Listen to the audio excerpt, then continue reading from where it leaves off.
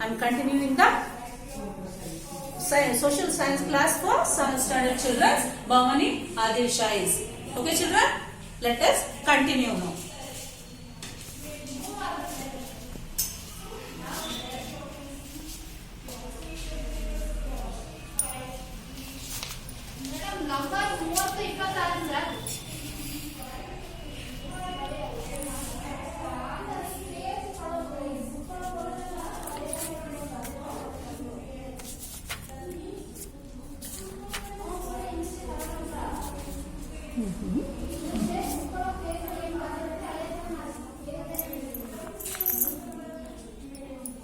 Next, continue the lesson, children.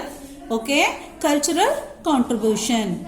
Education. Bahmani sultans encouraged Islamic education, chanting of Quran, and was the part of the education. Kalburgi, Bidar, the part of the education, and Kalburgi, Bidar, Ilchapur and Dawlatabad and other were the Islamic educational centers during their region. What happened? Bahmani sultans encouraged Islamic educations and also Quran, chanting the Quran educations. Kalburgi, Bidar, Ilchapur and Dawlatabad are the Islamic education centers during their region. ಅವರ ಕಾಲದಲ್ಲಿ ಕಲಬುರ್ಗಿ, ಬೀದರ್, ಇಲ್ಚಾಪುರ್, ದೌಲತಾಬಾದ್ ಏನಾಗಿದ್ವು? Islamic education centre ಆಗಿದ್ವು. ಅವರು Islamic ಎಜುಕೇಶನ್ಗೆ ತುಂಬಾ ಮಹತ್ವವನ್ನು ಕೊಡ್ತಾ ಇದ್ರು. Poor people and orphans were provided free food and shelter and scholarship was given to the students in madrasa. ಏನ್ ಮಾಡ್ತಾ ಇದ್ರು? ಬಡ ಜನರಿಗೆ ಮತ್ತೆ ಅನಾಥರಿಗೆ, ಅರ್ಪನ್ಸ್ ಮೀನ್ಸ್ ಅನಾಥರು, ಆಮೇಲೆ ಬಡ ಜನರಿಗೆ ಏನ್ ಮಾಡ್ತಾ ಇದ್ರು? ಫ್ರೀ ಊಟ ಪ್ರೊವೈಡ್ ಮಾಡ್ತಾ ಇದ್ರು. ಹಾಗೆ ಅವರಿಗೆ ನೆರಳನ್ನು ಕೂಡ ಪ್ರೊವೈಡ್ ಮಾಡ್ತಿದ್ರು. ಅವ್ರ ಮಕ್ಕಳಿಗೆ ಸ್ಕಾಲರ್ಶಿಪ್ ಕೂಡ ಕೊಡ್ತಾ ಇದ್ರು ಮದ್ರಸಾದೊಳಗೆ. Quran, philosophy and principles of Sufism were taught in the school ಒಳಗೆ ಕುರಾನ್, ಫಿಲಾಸಫಿ ಆಮೇಲೆ ಪ್ರಿನ್ಸಿಪಲ್ಸ್ ಆಫ್ ಸುಫಿಸಮ್ನ ಕಲಿಸ್ತಾ ಇದ್ರು. Next, come to the literature.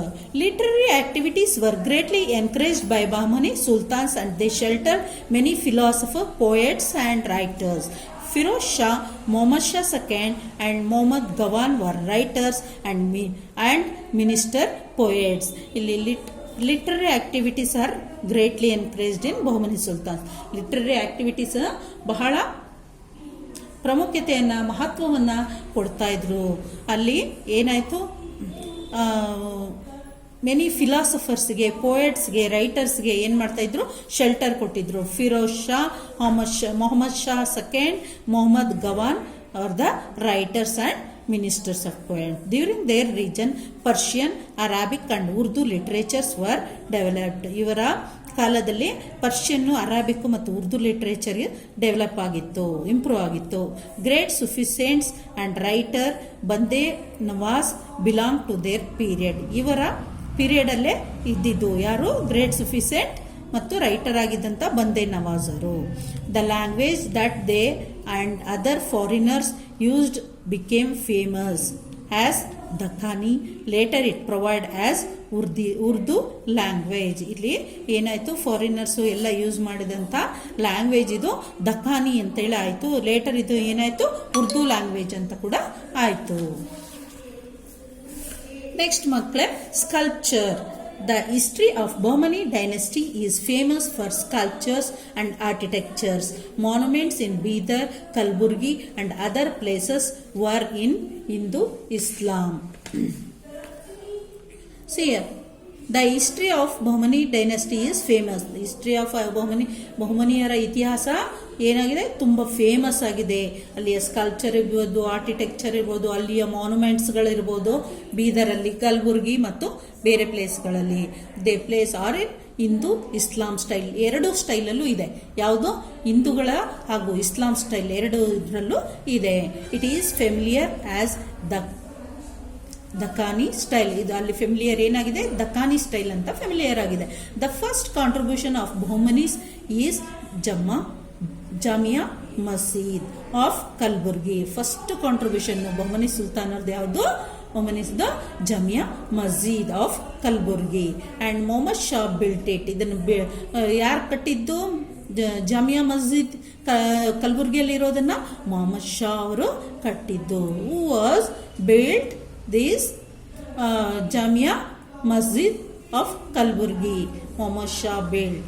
The meeting hall with small domes in the major attraction there. ಅಲ್ಲಿ meeting ಹಾಲು ಮತ್ತು ಸಣ್ಣ ಸಣ್ಣ ಡೂಮ್ಸ್ ಇರೋದೇ ಮೇಜರ್ ಅಟ್ರಾಕ್ಷನ್ ಆಗಿದೆ. ಡೂಮ್ಸ್ of sultans are in Kalburgi and they are also dome structures. ಇಲ್ಲಿ ಡೂಮ್ಸ್ ಗಳಿದೆ ಸುಲ್ತಾನ್ಸ್ದು ಕಲಬುರ್ಗಿ ಒಳಗೆ. ಅದು ಯಾವ ಟೈಪ್ ಇದೆ? ಡೂಮ್ ಸ್ಟ್ರಕ್ಚರ್ ಅಂದ್ರೆ ಗೋಪುರದ ಆಕೃತಿಯಲ್ಲಿ ಇದೆ. The tomb of Bande Nawaz is another prominent monument of Kalburgi. ಕಲಬುರ್ಗಿಯಲ್ಲಿ ಯಾರ್ದು? ಈ ಬಂದೆ ನವಾಜರ ಟೂಂಬ್ ಇದೆ ಅಂದ್ರೆ ಸಮಾಧಿ ಇದೆ. ಅದೇ ಪ್ರಾಮಿನೆಂಟ್ ಮಾನ್ಯುಮೆಂಟ್ ಆಫ್ ಕಲಬುರ್ಗಿ ಆಗಿದೆ, ಬರೀ ಮುಖ್ಯವಾದ ಮಾನ್ಯುಮೆಂಟ್ ಆಗಿದೆ. Bidar Solakhamba mosque and beautiful palaces in the fort are famous. ಬೀದರ್ನಲ್ಲಿ ಶಾಲುಕಾಂಬ ಮಾಸ್ಕ್ಯೂ ಅಂತ ಇದೆ, ಅದು ತುಂಬಾ ಅದರ ಜೊತೆಗೆ ಅಲ್ಲಿ ಸುಂದರವಾದ ಅರಮನೆ ಕೋಟೆ ಎಲ್ಲ ಇದೆ, ಹಾಗಾಗಿ ಬೀದರ್ ಫೇಮಸ್ ಆಗಿದೆ. These buildings are decorated and have carved wooden crafts on them. ಇಲ್ಲಿ ಡೆಕೋರೇಟ್ ಮಾಡಿರೋದೇ ಆಗಲಿ, ಕರ್ವ್ಡ್ ವುಡನ್ ಕ್ರಾಫ್ಟ್ಸ್ ಅಂದ್ರೇನು, ಅದ್ರ ಮೇಲೆ ಕೆತ್ತನೆ ಮಾಡಿದಾರಲ್ಲ ಕ್ರಾಫ್ಟ್, ಅದಾಗ್ಲಿ. 12 tombs of Ashtur near Bidar are also famous. ಇಲ್ಲಿ 12 tombs ಇದಾವೆ, ಅವು ಅಷ್ಟೊಂದು ಫೇಮಸ್ ಆಗಿದೆ.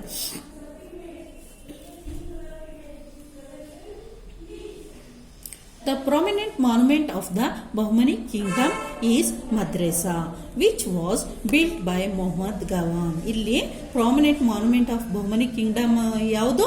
Madrasa. It was built by Muhammad Gawan. It is 242 feet wide, 222 feet long, 56 feet height and 3 steroid building. ಏನಿದೆ? 242 ಫೀಟ್ ವೈಡ್ ಆಗಿದೆ, ಮತ್ತೆ 222 ಫೀಟ್ ಲಾಂಗ್ ಆಗಿದೆ, 56 ಫೀಟ್ ಹೈಟ್ ಇದೆ, ಹೈಟ್ ಎತ್ತರ ಇದೆ. 3 ಸ್ಟೆರಾಯ್ಡ್ ಅಂದ್ರೆ 3 ಅಂತಸ್ತಿನ ಬಿಲ್ಡಿಂಗ್ ಅದು. The building which is more than 5 centuries old appears to be declaring its glory. ಇದೇನಾಗಿದೆ? The building which is more than 5 centuries ಅಂದ್ರೆ 500 ವರ್ಷಗಳ ಕಾಲದ ಹಿಂದಿನದಿದು. ಈಸ್ ಡಿಕ್ಲೇರಿಂಗ್ ಇಟ್ಸ್ ಗ್ಲೋರಿ, ತನ್ನ ಗ್ಲೋರಿಯನ್ನು ಇನ್ನು ಉಳಿಸ್ಕೊಂಡಿದೆ ಅದು. ನೋಡಿ, ಇದು fort, Bidar fort. See children, Jamia Mosque. This is the Jamia Mosque. Who built it? Who built it? Muhammad Shah built it. See here, tomb of, this is the tomb of Bande Nawaz. ಎಲ್ಲಿದೆ ಇದು? Kalaburagi.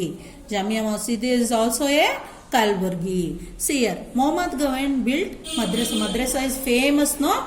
In Bidar, this is only Madrasa. Muhammad Gawan built it. Okay, children. Next, come to Shahi dynasty. After Muhammad Gawan, Bahmani kingdom did not continue its rule strongly. The sultans who came to power after Muhammad III were incompetent to rule. After Muhammad III, Muhammad came to power, but he was a little boy and could not rule the kingdom. ಏನಾಯ್ತು? ಮೊಹಮ್ಮದ್ ಗವಾನ್ ಅನ್ನೋರು ಕೊಲೆ ಆಯ್ತಲ್ವಾ, ಅವ್ರ ಕೊಲೆ ಆದ ನಂತರ Bahmani Kingdom ಬಹಳ ದಿವಸ ಕಂಟಿನ್ಯೂ ಆಗಲಿಲ್ಲ. ಯಾಕೆಂದ್ರೆ ಇನ್ನು ಮಿಕ್ಕಿದ ರಾಜರು ಅಷ್ಟೊಂದು ಸ್ಟ್ರಾಂಗ್ ಆಗಿರಲಿಲ್ಲ, ಅಷ್ಟೊಂದು ಬಲಿಷ್ಠವಾಗಿರಲಿಲ್ಲ. The sultans who came to power after Mohammad III are incompetent. ಅವರು ಕಾಂಪಿಟೆಂಟ್ ಆಗಿ ಇರಲಿಲ್ಲ ಅವರು. ಆಫ್ಟರ್ ಅವರ ಮೊಹಮ್ಮದ್ III ನಂತರ Mohammad came to power, but he was little boy. ಆದರೆ ಆತ ಮೈನರ್ ಇದ್ದ, ಲಿಟಲ್ ಬಾಯ್ ಅಂದರೆ ಚಿಕ್ಕವನಿದ್ದ. And could not rule the kingdom. ರಾಜ್ಯವನ್ನ ಆಳುವಂತ ಶಕ್ತಿ ಅವನಲ್ಲಿ ಇರಲಿಲ್ಲ. The last king was sultan Kaleemullah Shah. After his death Bahmani kingdom was broken in to 5 states of ಶಾಹಿ. ಕೊನೆಯ ರಾಜ, ಈ ಬಹಮನಿ ಸುಲ್ತಾನಿನ ಕೊನೆಯ ರಾಜ ಯಾರು? ಕಲೀಲ್ ಮುಲ್ಲಾ ಶಾ ಅಂತ ಹೇಳ್ಬಿಟ್ಟು ಅವರ ಸಾವಿನ ನಂತರ ಬಹಮನಿ ಕಿಂಗ್ಡಮು 5 ಸ್ಟೇಟ್ಗಳಾಗಿ ಆಯಿತು. 5 states of Shahi. Adil Shah of Vijapur, Barid Shahs of Bidar, Qutub Shah of Golconda, Nizam Shah of Ahmednagar and Imad Shah of Berar ಅಂತ ಹೇಳ್ಬಿಟ್ಟು 5 ಸ್ಟೇಟ್ಸ್ ಆಗಿ ಡಿವೈಡ್ ಆಯಿತು. Next let us learn one by one children. See you.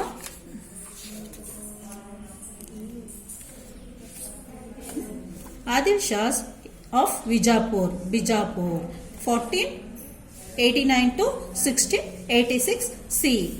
Yusuf Adil Khan, 1489 to 1510 CE.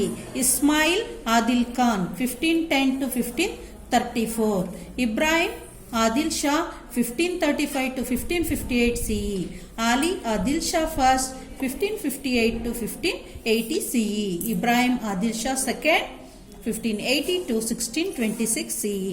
Muhammad Adil Shah, 1626 to 1656.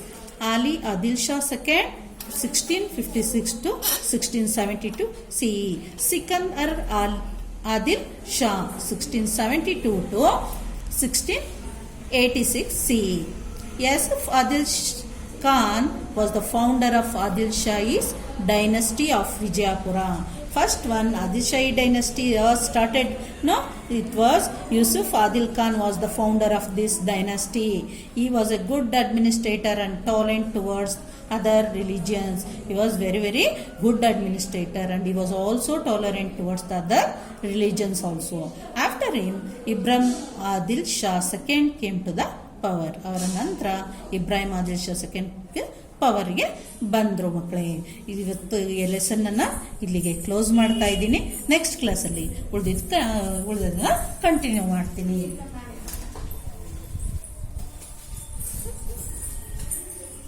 Today's homework is, why is Gol Gumbaz famous? What is called a Taj Mahal of South India and who had Jagat Guru Basha title? Okay children, take the books and then only you can follow the lesson. Inform your parents to take the books children. Okay, thank you, bye.